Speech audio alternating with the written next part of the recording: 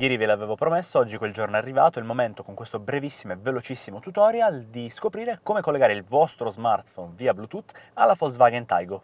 La procedura è molto semplice, io per darvi un po' di contesto utilizzerò il mio iPhone 11, ma è semplice ed intuitiva per tutti quanti i dispositivi Apple, ma anche per quelli Android. Allora, andiamo su telefono, l'auto ci dice di, a veicolo fermo mi raccomando, di cercare sul nostro Bluetooth del telefono My Volkswagen, in questo caso 7195, quindi dobbiamo avere il Bluetooth acceso e visibile sul nostro telefono.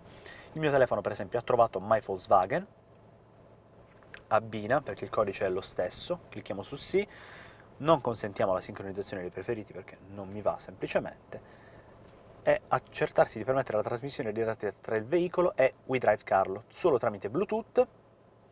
Andiamo su OK e siamo effettivamente collegati, abbiamo i numeri dei preferiti, la rete, in questo caso Vodafone, la musica che è partita in automatico e possiamo chiamare un numero, la lista dei contatti e le ultime chiamate, ma la procedura è ancora più semplice se volessimo utilizzare per esempio Apple CarPlay. Infatti ci basterà collegare la presa, un cavo USB di tipo C ad una delle due prese sotto lo schermo dell'infotainment, lato Lightning lo colleghiamo al telefono e andiamo su App.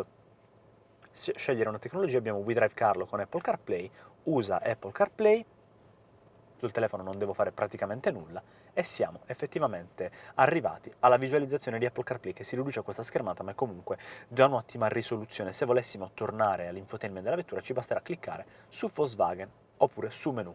Questa quindi era la procedura, veramente semplice ed intuitiva. Fateci sapere nei commenti se questo breve tutorial vi è tornato utile, iscrivetevi al nostro canale e cliccate sul campanello per ricevere tutte le notifiche. Qui in alto tra l'altro vi lascio l'intera playlist dedicata alla Volkswagen Taigo e magari lasciateci un like se questo video vi è piaciuto. Non ricordo se ve l'avevo già detto, penso di sì, ma comunque ve lo beccate di nuovo.